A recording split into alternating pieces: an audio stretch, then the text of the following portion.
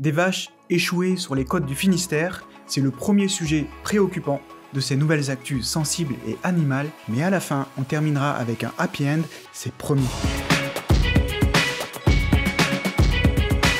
Il arrive que des dauphins soient retrouvés sur les plages de la côte atlantique française. Pour les scientifiques, la cause de leur mort ne fait aucun doute. Ce sont des dauphins qui ont été piégés dans les filets de pêche.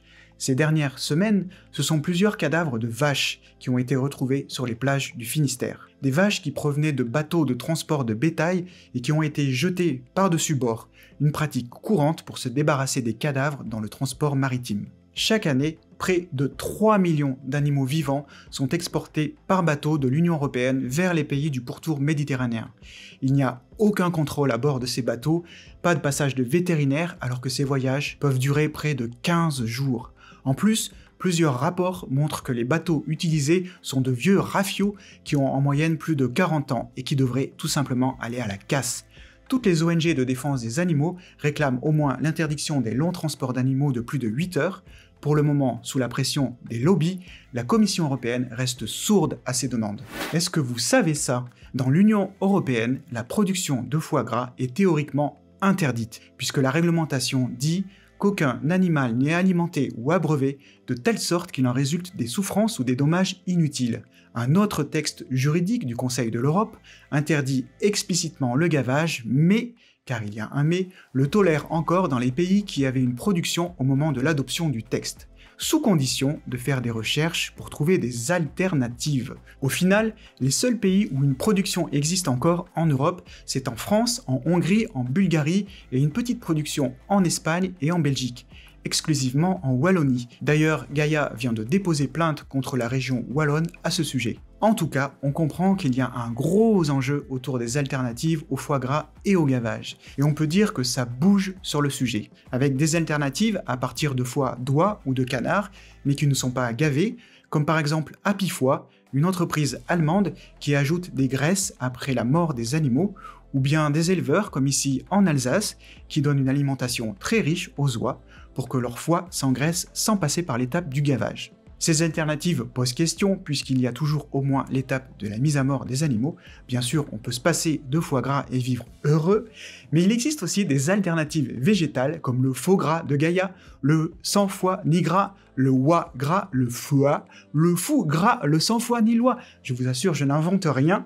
Et chose remarquable, de plus en plus de mairies de grandes villes ont décidé de ne plus servir de foie gras au cours des repas officiels comme Strasbourg, Villeurbanne, Lyon, Grenoble, Besançon, Poitiers, Rennes, Annecy, Bordeaux ou Rouen. Et vous, ce sera quoi sur l'étape de Noël? Vous pouvez partager ce que vous prévoyez dans les commentaires.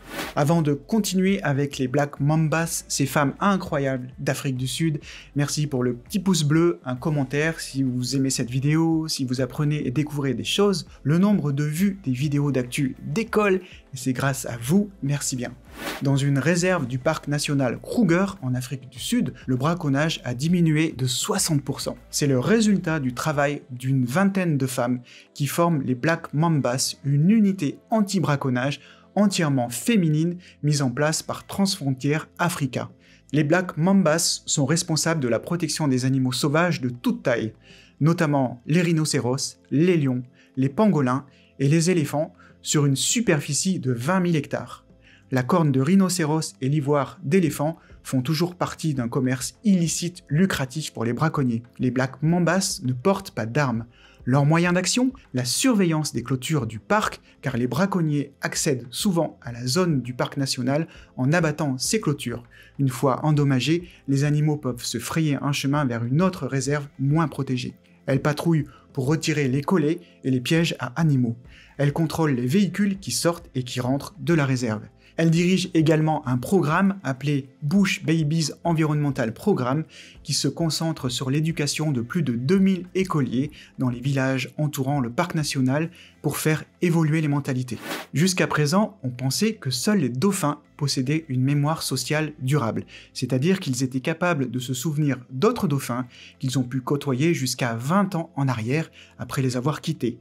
Cependant, des recherches récentes publiées dans la revue de la National Academy of Science ont révélé que les grands singes surpassent cette capacité. Pour parvenir à cette découverte, des scientifiques ont exposé des grands singes hébergés dans divers zoos et sanctuaires à des photographies de congénères qu'ils n'avaient jamais rencontrés ou avec lesquels ils avaient partagé leur vie avant que ces derniers ne meurent ou soient déplacés.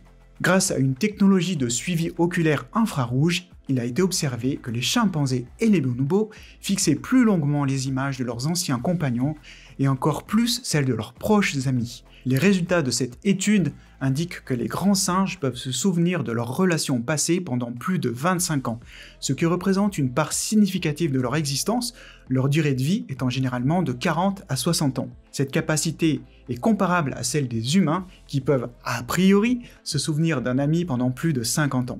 Considéré comme le plus vieux cervidé de la forêt de Mormal dans le nord, Éole a été tué lors d'une partie de chasse.